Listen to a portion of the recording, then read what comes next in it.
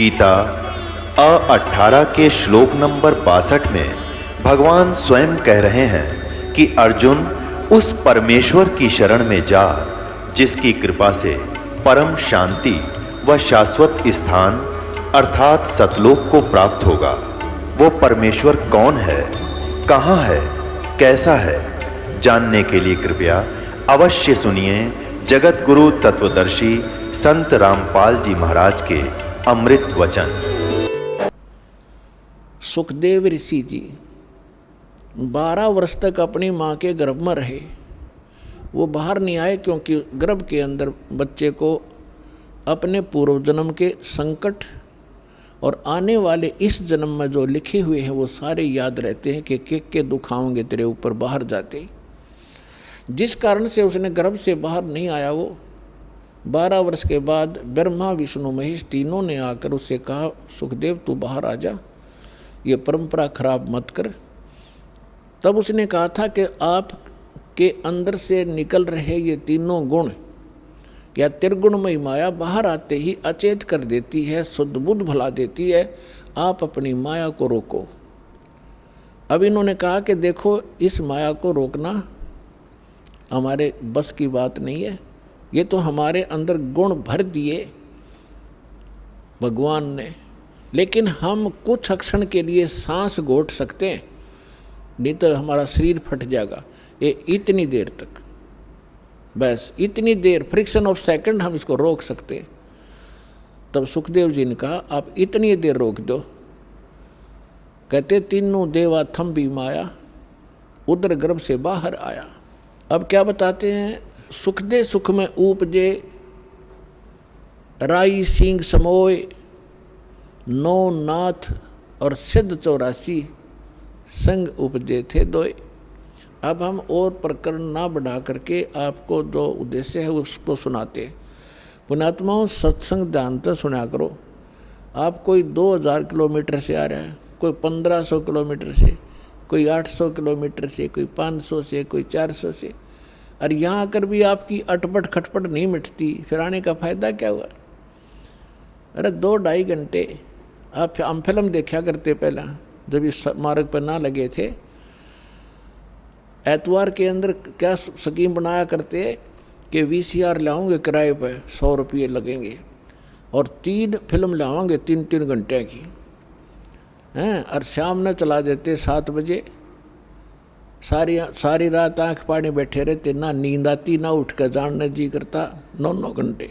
और वो जब बैठे रहते, अरे भगवान का अमृत बरस है, 5 मिनट में इधर उधर भागना शुरू कर दे। वो काहे के भगत हैं, ठीक है किसी कोई, क्योंकि यहाँ रोगी ज़्यादा आते हैं, दुखी बहुत। आज कोई सुखी नहीं है संसार में, वैसे तो पहले भी नहीं था, पर ईब तो कर टूट रहा सबके ऊपर। तो यहाँ प्रधानमंत्री बना बैठा और कोई न कोई बीमारी लिए फिर रहा, वो भी तो किसी ना किसी रोग से वो ग्रस्त है और भयंकर रोग है उसके। ठीक है, उसका ट्रीटमेंट करने वाले साथ साथ रहते, इसलिए वो थोड़ा घिसट रहा है। तो कहने का भाव ये है, वो बात अलग है, कोई बीमार है वो जाओ, बाथरूम भी जाना पड़ सकता है उसको, और कोई जड़ी बूटी लेने भी जाना पड़ सकता है, लेकिन ज़्यादातर ध्यान दो सत्संग सुनने में। अब हमने आप यहाँ पर परमात्मा प्राप्ति के लिए ही इस उद्देश्य को लेकर आए। हाँ, जो प्रसंग चल रहा है कि सुखदेव जो था वो बाहर आया, बाहर उसको आने से उस माया का प्रभाव नहीं बना और उसको अपने भविष्य की याद बनी रही और पिछला इतिहास याद रहा। जब वो 12 वर्ष की उम्र का माँ के गर्भ से निकला, माँ के गर्भ से निकला जब तो छोटा था, बाहर निकलते ही वो एकदम 12 वर्ष की आयु जितना शरीर उसका एकदम उभर गया। तो क्या, अब सुखदेव ऋषि के पिता थे वेद व्यास जी। वेद व्यास जी ने देखा कि बेटा हो गया, और उसको पता चलते ही वो दौड़ा दौड़ा आया। तब तक सुखदेव उठ कर चल पड़ा। व्यास जी ने कहा कि हे बेटा, हे पुत्र, बैठ जा, रुक जा।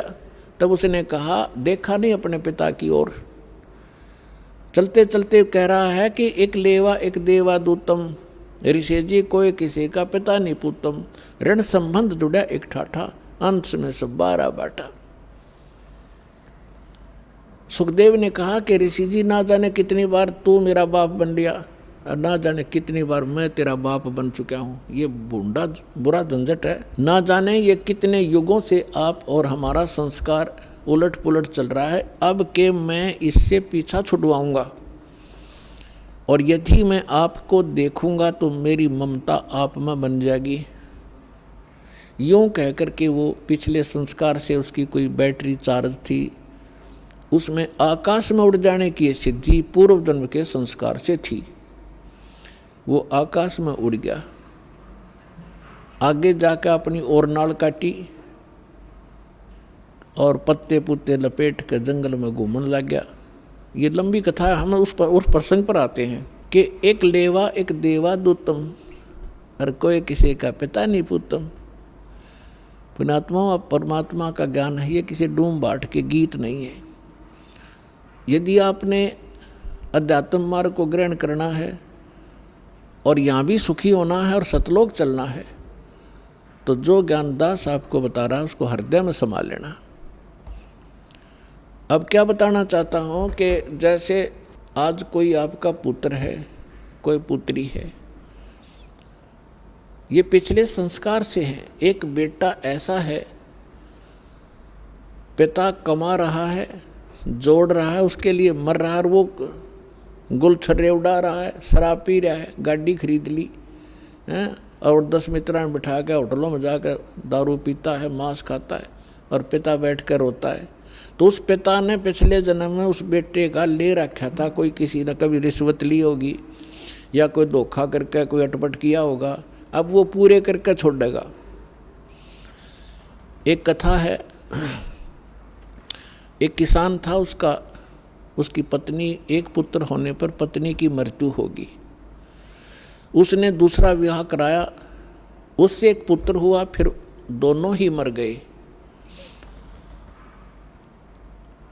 अब बड़े पुत्र का विवाह हो चुका था, छोटा पुत्र उससे 10-15 वर्ष अंतर था, छोटा था। अब क्या हुआ, जो बड़ा पुत्र था पहली पत्नी से और छोटा पुत्र था वो उनसे काफ़ी उम्र में छोटा था। छोटे वाला बीमार हो गया, इतना रोगी हो गया कि उसके ऊपर बहुत से पैसे भी लगे, कुछ पैसे भी लगाए लेकिन वो इलाज नहीं हो पा रहा था। किसी ने बताया कि वहाँ ले जाओ, एक बहुत बड़ा वैद्य है लेकिन पैसे लेगा 5,000 रुपये।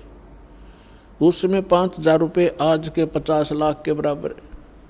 तो उन्होंने सोचा, दोनों पति पत्नी ने विचार किया कि क्यों ना इसको किसी प्रकार से इसकी मृत्यु करा दें, विष दे दें, तो उसके पति और सारी संपत्ति अपने पास रह जाएगी, इस वाली भी। उन्होंने ये विचार करके स्वयं तो हत्या करने की सोची नहीं, एक डॉक्टर से बात कर ली, वैद्य से, कि भाई आप ऐसे करो, इसको विष दे दो। उसने कहा मैं 500 रुपये लूँगा और किसी का शक भी ना होगा, 2-4 दिन दवाई देता रहूँगा और फिर मैं इसका काम तमाम कर दूँगा। अब उसने 500 रुपये लिए उस समय, कहाँ 5,000 थे, उन्होंने सोचा 500 में पीछा छूटा ही तय। तो उसने 500 रुपये लेकर उसको विष दे दिया, वो लड़का मर गया। तो ग्रामीणों ने, रिश्तेदारों को पता था कि भाई बहुत दिनों से बीमार चल रहा था, मृत्यु होगी, बात समाप्त हुई। और वो दोनों पति पत्नी, खुशी का ठिकाना नहीं, बड़े भाई का और उसका भाभी का। 1 वर्ष के बाद उनका एक पुत्र प्राप्ति हुई और गुणा खुश हो गए कि सारी संपत्ति के वारिस बन गए। अब उस इकलौता पुत्र उसको खूब अच्छा घी दूध खिलावें, लाड से पाले पोसे। घने दिनों में वो गाभरू हो गया, जवान हो गया। युवा होते ही उसका विवाह कर दिया। विवाह होने के उपरांत कुछ समय के बाद वो लड़का रोगी हो गया। अब पहले तो भाई था, उस पर पैसे लगाना अनिवार्य नहीं समझा। अब पुत्र बीमार हो गया, उसको ना जाने कहाँ कहाँ ले गए, जिसने जो मांगा वही दिया। यहाँ तक कि आधी ज़मीन को भी सेल करना पड़ गया, वह भी बेच दी। लेकिन लड़के का जो स्वास्थ्य गिरता ही चला गया और अस्थि पंजर की तरह चारपाई पर पड़ा पड़ा अंतिम सांस गिने। उसका पिताजी साथ बैठा था। उस लड़के ने कहा कि भाई साहब, अपने पिता से बोला, भाई साहब मेरे कफन और लकड़ी की तैयारी कर। अब उस व्यक्ति ने सोचा बच्चा ज़्यादा रोगी हो गया और एकी बैकी बात कर रहा है। उसने कहा बेटा मैं तेरा बाप हूँ, मैं तेरा पिता हूँ। वो बोला, लड़का बोला तू मेरा पिता नहीं, तू मेरा भाई है। और सुन, मैं तेरा वो भाई हूँ जिसको तूने विष देकर मारा था। और भले पुरुष मेरा हिसाब बराबर हो लिया, आधी ज़मीन तूने बेच दी मेरे इलाज पे। अब मेरा तेरा लकड़ी और कफन का हिसाब बैलेंस है, वो तैयारी कर ले बस चुपचाप। अब वो हक्का बक्का रह गया, उसने अपने किए कर्म की याद सारी आ गई। तो उस व्यक्ति ने कहा कि भाई साहब एक बात बता, ठीक है मैंने जैसा जुल्म किया, क्योंकि तो इकलौता पुत्र, आगे संतान नहीं, मेरा तो कुल नाश भी हो गया। लेकिन एक बात बता, हमने तो जो बुरा किया फल मिल गया। अब ये तेरी पत्नी है, इसने क्या बुरा किया था, अब जिंदा जलाई जाएगी तेरे साथ, क्योंकि उसमें सती प्रथा थी। पति के साथ पत्नी को कंपलसरी जला दिया करते जिंदा। तब उसने लड़के ने कहा कि वो वैद्य कहाँ है जिसने मुझे विष दिया था।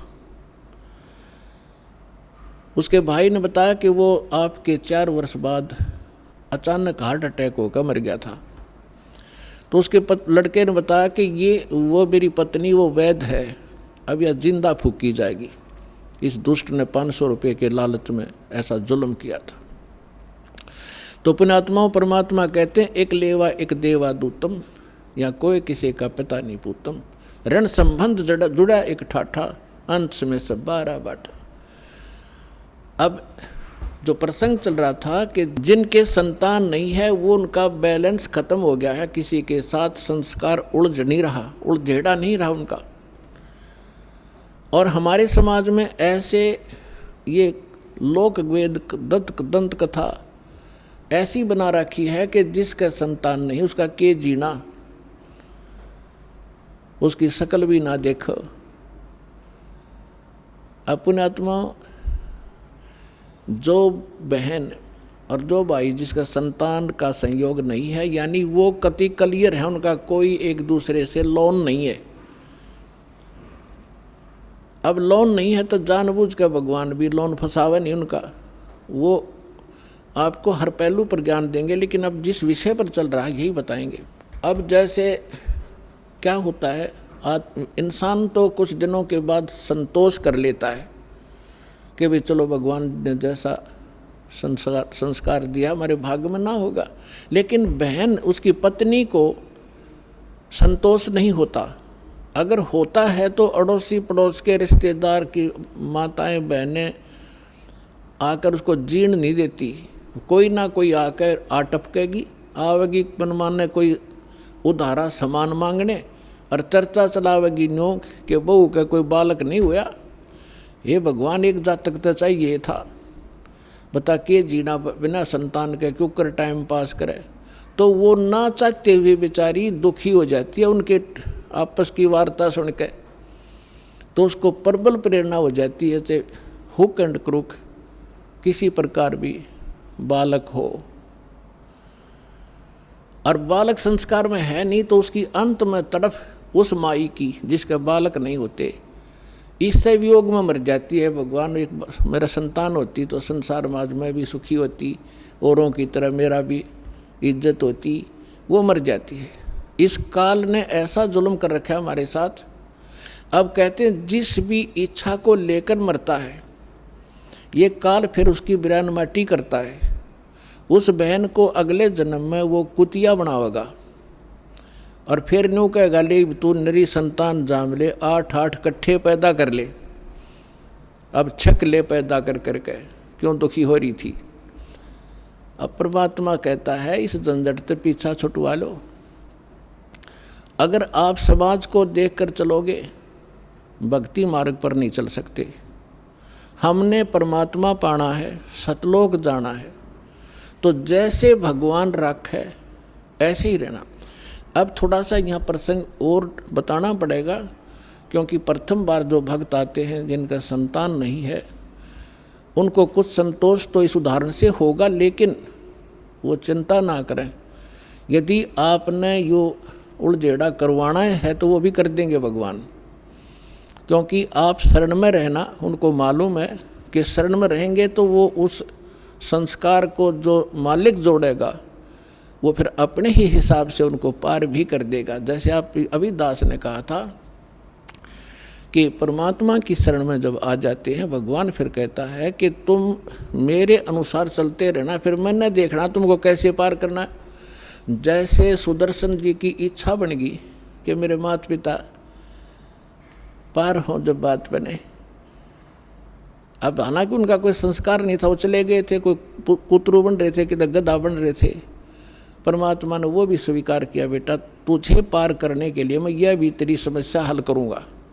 तो इसीलिए जिनका संतान नहीं है, पर जब घड़िए पहले तो कोशिश करेगा भगवान कि ना फंसे इस अड़ंगे में, और नहीं मानेंगे तो फिर वह भी समस्या आपकी संतान वाली भी यहाँ खूब हल होएगी। थोड़ा सा उदाहरण दे दूँ। एक बहन, वैसे तो बहुत सी ऐसे उदाहरण हैं यहाँ पे, जिनके 10-10, 15-15, 20-20 वर्ष तक विवाह हुए को हो गए थे, संतान नहीं थी। अब यहाँ सत्संग सुनकर जाते हैं तो उनका मन शांत हो जाता है कि ना हमने संतान चाहिए नहीं, और वहाँ जाओ संसार में वह जानते इंजेक्शन ला दें, अब वो फिर बेचैन हो जा बहन, तो फिर आते डिमांड वो ही करे।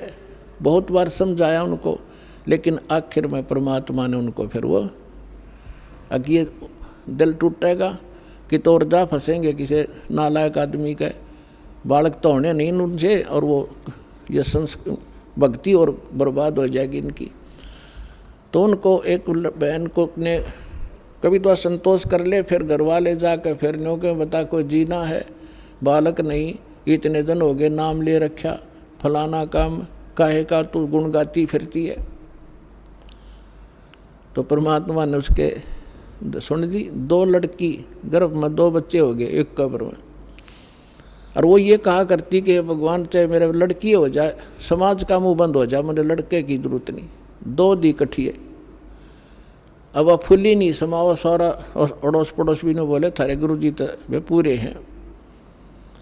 1 साल के बाद 2 और गर्भ में चेक करा ली, बोला 2 लड़की और है। अब वह चिंतित हुई, मैं खाई बोल रहा मत, इबले जो मालिक तुझे दे रहा है अब मत बिरड़ावे। तो पुण्यात्मा परमात्मा जो चाहे सो कर दे। एक बार देखो पुण्यात्मा, हर तरह से हर पहलू पर ज्ञान दिया जाता है। एक बहन और उसकी सास ने नाम लिया, सास का दृढ़ विश्वास था वह बहन बेटी बालक थी, उसके एक लड़की थी, उसके बाद गर्भ नहीं रहा था, खराब हो जाता, और भी काफ़ी तरह जगह पर वो घूमे फिरे। फिर उनको पता चला तो यहाँ दीक्षा ली। जींद जब सत्संग किया करता था दास, तो परमात्मा ने दया की, उनका गर्भ रहा लड़की के, और जो जिस समय में पहले गिरता था उससे आगे बढ़ गया, 2 महीने और निकल गए। तो उनकी खुशी का ठिकाना नहीं रहा। उन्होंने क्या किया,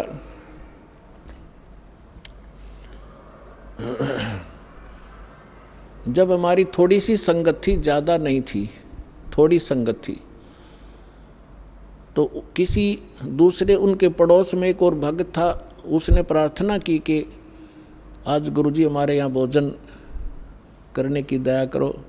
हमने कहा ठीक है बेटा बना लो। हम 5-7 भगत मेरे साथ उनके खाना खाने गए शाम को। उधर से वो भी आगे पड़ोसी थे उनकी मदद कराने के लिए, भोजन बनवाने के लिए। हमें नहीं पता वहाँ क्या घटना घटी। हम खाना खा कर आ गए। वापस आने के बाद सुबह रात को फ़ोन आया उसकी सास का कि गुरुजी से कहियो मेरी पुत्र वधू का गर्भपात हो गया और बहुत बुरी तरह रो रही है, और वहीं हो गया जब आपकी सेवा कर रहे थे उन्हीं के दूसरे के घर में। सारे बाथरूम में ब्लड हो गया। वो तो रो रो के सारी रात उसने तो आंखें सुजा ली। मैंने उसको फ़ोन बताया, माँ बेटी यहाँ आ, तेरी सास ने उसको कहा यहाँ भेजो। उसकी सास आ गई, उसको समझाया बेटा भगवान जो करे वो गलत नहीं करता। वो बोली जी मन ने तो विश्वास है पर वह बालक ना मानती। ठीक है माँ कोई बात नहीं, जो हो गया सो हो गया, क्या बात, परमात्मा जो करता सही करता है। अब अगला दिन फिर ऐसे ही उसका रोते रोते गुजर गया। उसकी सास ने फिर प्रार्थना कीजिए आज कल हमारे भोजन करने आओ। हम बोले भाई चलो चलते हैं, चले गए। वह लड़की बुरी तरह रोए। मैं बोला बेटा परमात्मा जो करता सही करता है, विश्वास कर, ये कोई बड़ी बात है और दे देगा साल भर में तने शांति रख। पर वह नहीं मान रही थी, दुखी थी। कोई बात, हम आगे खाना खुना खा कर चल भाई ठीक है, जो हम ज्ञान दे सकते हैं परमात्मा का हम उतना ही दे सकते हैं, बाकी बालक का नहीं समझ में आती। फिर क्या हुआ, उसकी सास ने सोचा भाई गर्भपात हो गया और इसमें कोई कतरा ना रह जा गर्भदान बच्चा दानी में, फिर दिक्कत कर दे, अल्लाह दिखा कर आती हूँ डॉक्टरनी को। अगले दिन वो एक पड़ोस में अच्छी प्रसिद्ध डॉक्टरनी थी, उसके पास गए। उसने अल्ट्रासाउंड किया और वो कहने लगी कौन का बालक गर्भपात हो गया, न्यू का न्यू गर्भ है इसके, ओके ऑल इन रिस्पेक्ट। अब उनकी खुशी का ठिकाना नहीं। फिर फोन आया, ओए होए। अब उनका फिर फोन आया उसकी सास का, जी कमाल कर दिया, भगता ने बताया जी ऐसे ऐसे वो सास न्यू कह रही है, और गर्भ को नहीं खराब हुआ उसका, वो न्यू का न्यू पा गया, चेक करा का आए है। अब अगला दिन वो दोनों आई सास बहू, वहाँ पर कुटिया में हम बैठे थे और खुशी न्यारी खुश हो रही वाली लड़की।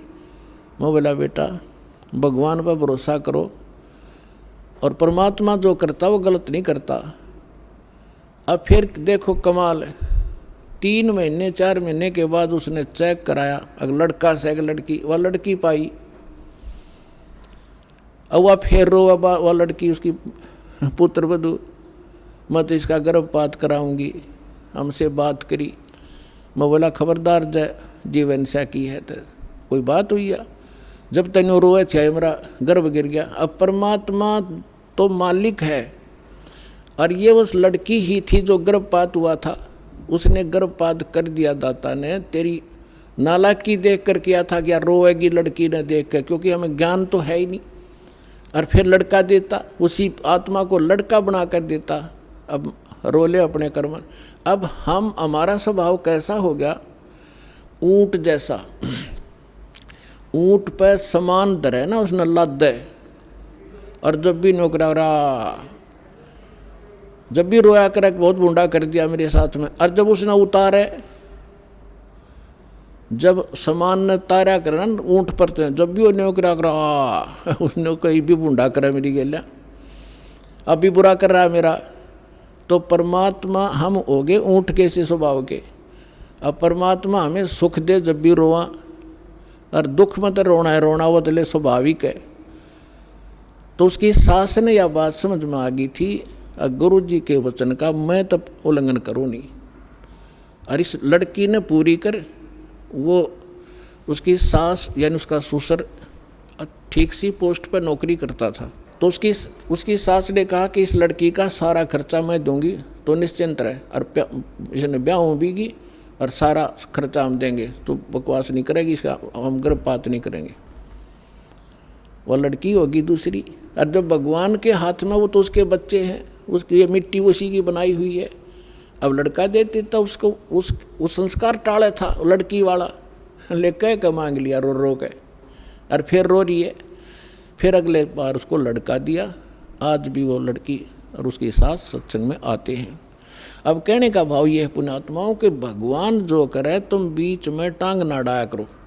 अब डॉक्टर है ऑपरेशन में थिएटर में ले गया, अब आप यहाँ परमेश्वर के ऑपरेशन थिएटर में आ गए और यहाँ ऑपरेशन थिएटर में मरीज अपनी चलावे तो केस बिगाड़ेगा, वो होने नहीं दे उसको जो डॉक्टर चाहता है। ऐसे ही एक बहन के एक लड़की हो के और फिर वो 27 वर्ष तक, वह लड़की 27 वर्ष की होगी, उसके ब्याह भी कर दिया, उसके भी बालक हो रहे, लड़का लड़की, और उसकी फिर भी तमन्ना एक बालक था एक लड़का तो हो जाता। वह 56 साल की हो रही बुढ़िया, हरिया ये तमन्ना रखे, 56 साल की उम्र में मालिक ने फिर छोरा दे दिया उसका लड़का। अब लड़का 5 साल का हुआ, मर गई, ये भी सर पर धर ले, लड़का कौन पालेगा। तो हम ऑपरेशन के अंदर हम अपनी गड़बड़ करवाते हैं तो वो बिगड़ जाता है केस। फिर भी दास ने आपको हर पहलू पर बता दिया, जोन सी समझ में वाह कर लियो और वाह पूरी कर देंगे भगवान।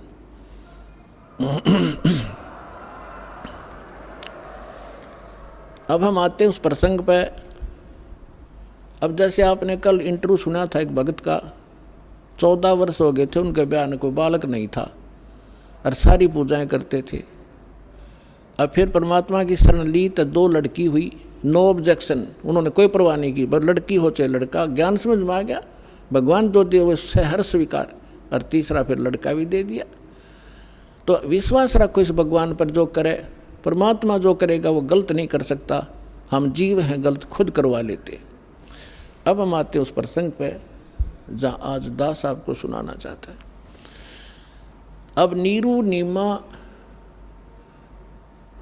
के घर पे पहले दिन, जिस दिन भगवान मिले उससे पहली रात्रि में पहले दिन कोई रिश्तेदार औरत आ गई और उसने तो वही जिक्र करना, हे बेटी बालक को नहीं हुए, भगवान रुस गया तेरा ते, समाज में के मुँह दिखावेगी, सुबह सुबह कितने निकलने जोगी भी कोई ना। अब वो नीमा के इसे इंजेक्शन लाएगी वह बुढ़िया, वह तो चलेगी, सारी रात रोई करवट बदल बदल के, हे भगवान एक बालक हो जा, हे भगवान एक बच्चा मिल जा, मेरा भी संसार में साझा हो जाता। तो सुबह उठ कर स्नान का समय हो गया, नीरू ने कहा कि चलते हैं स्नान करने। वह रास्ते में भी रोती हुई आ रही थी कि हे भगवान शिव जी, बेसिक वो मुसलमान बन गए थे लेकिन आस्था उनकी अपने भगवान शिव में ही थी। हे भगवान शंकर, आपके घर में के लालों की कमी है, मुझ पापन को भी एक बच्चा दे देते, मेरा भी समाज में साझा हो जाता, हिस्सा बन जाता, मैं भी सीना ऊपर ने मुँह करके जी लेती। इस तरह कह कर बुरी तरह फूट फूट कर रोने लगी। अब नीरू कहने लगा भगतनी, हे भगतमती, अगर यदि हमारे भाग्य में होते, आज 60 साल की उम्र वाली हमारी, तो दे ही देते परमात्मा, और अपनी आंखें खराब मत करे, कोई बुढ़ापे का सहारा नहीं, आंखें रो रो कर तू ख़त्म कर लेगी, अंधी हो जाएगी, ना रोए, शांति दी। यानी ये चर्चा करते करते वो लहर तारा तालाब पर पहुंच गए।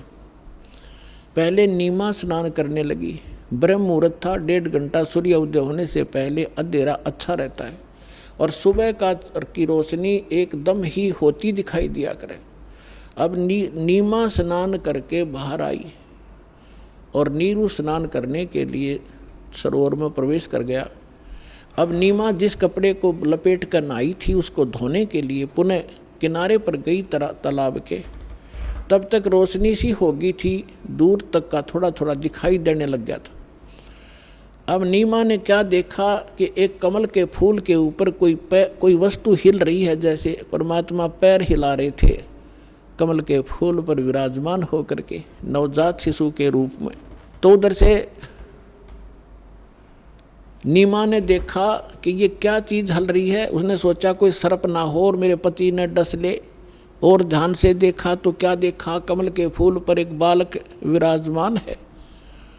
अब नीमा ने अपने पति से कहा, वो तो मलमल कर नहा रहा था, इतने पानी में बढ़ के ऐसे कोते मार रहा था कभी हाथों से। तो उसने कहा कि देखियो जी, कमल के फूल पर बच्चा है, छोटा सा बालक है, बच्चा है, छोटा सा बच्चा है। अब नीरू ने कहा कि तू मेंटल होगी, तने अब जल में भी बालक दिखाई देने लगे। नीमा कुछ संतोष कर, मत पागल होए। तो उसने कहा कि देख सचमुच ये बालक, देखो बालक देखिए रहा। अब उसने वो एक विशेष कसक देखी, उसका जिधर संकेत कर रही थी नजर की तो सचमुच एक कमल के फूल पर एक नवजात शिशु बालक लेटा हुआ। हाय हाय, बोलो सतगुरुदेव।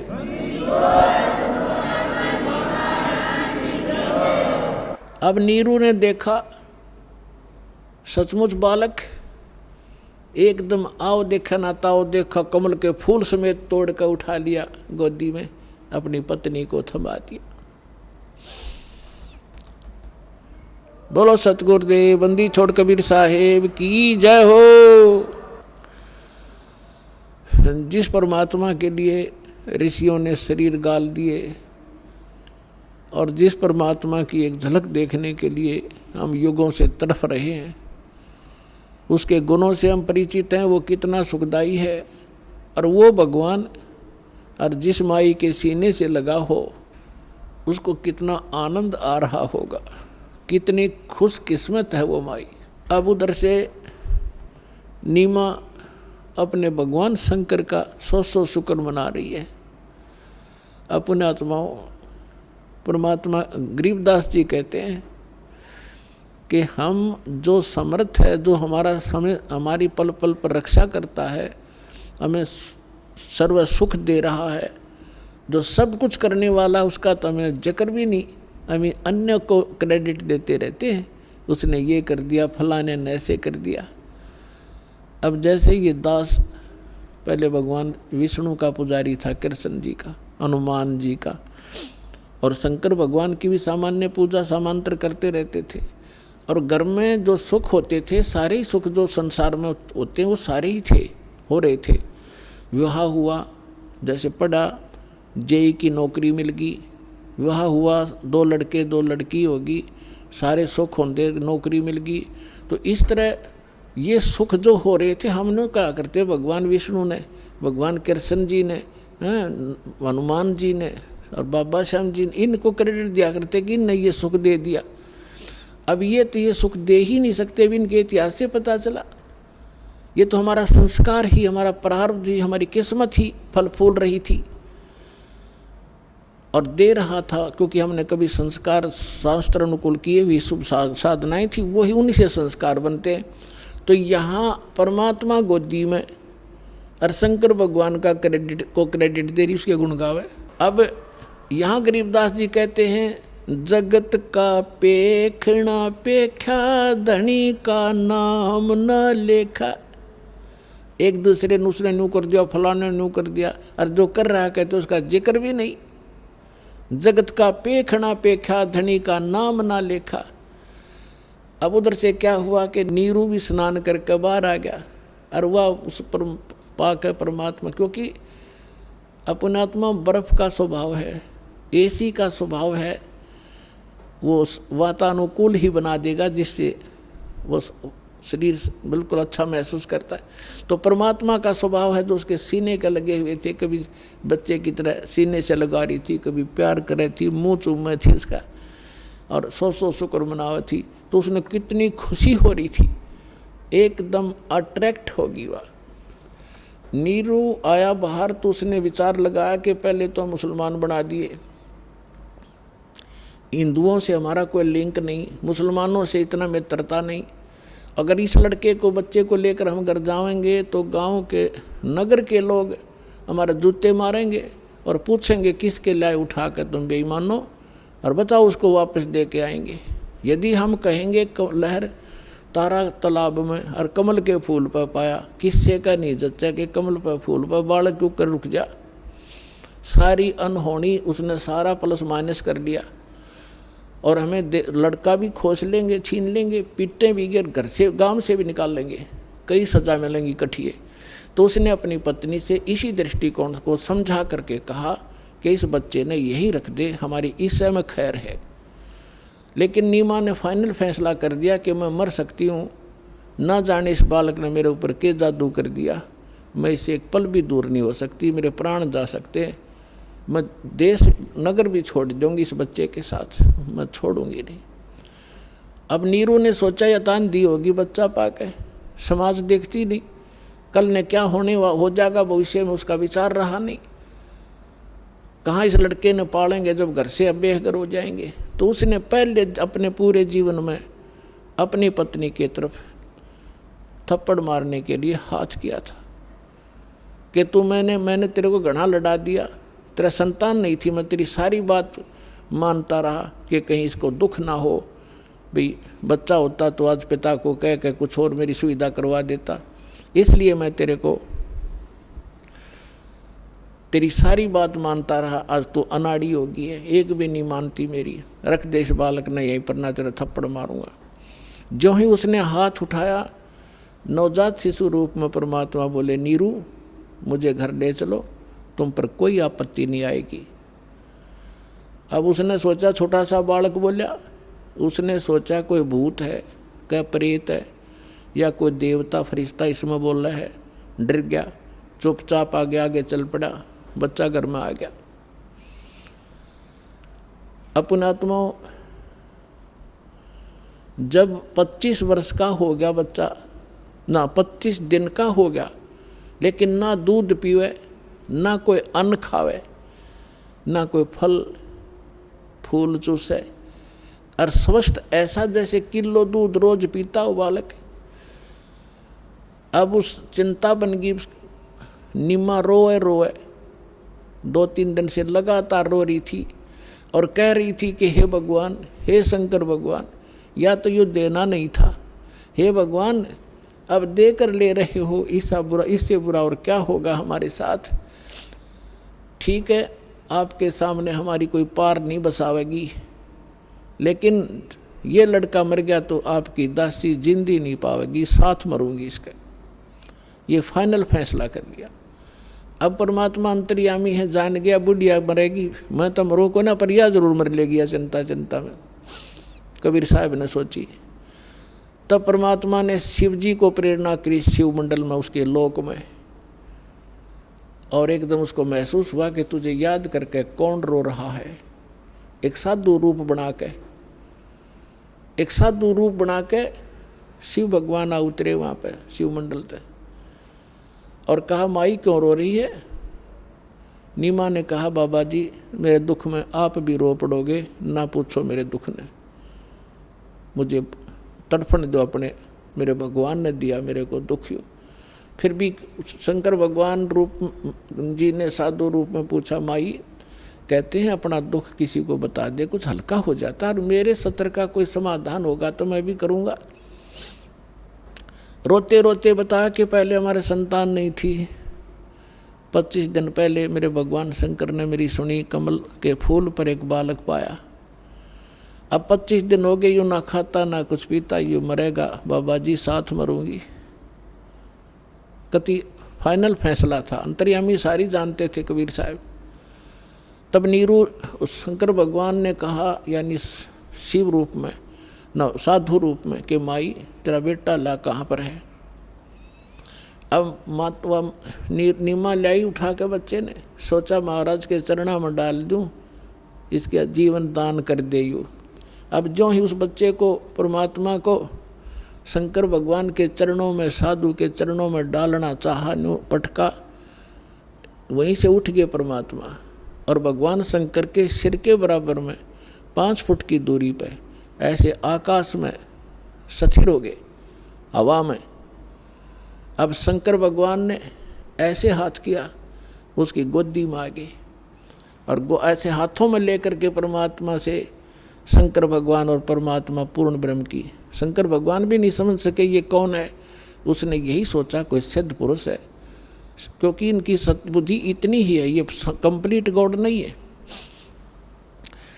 तो उन्होंने बातें की, तब भगवान ने कहा, परमात्मा ने कहा, परमेश्वर ने शिव जी से कि महात्मा जी इनको कहो एक कुंवारी गाय लावें, और कुमार के घर से एक कोरा बर्तन लावें, और आप उस कुंवारी गाय के कमर पर हाथ आशीर्वाद दे दियो, वह दूध दिया करेगी।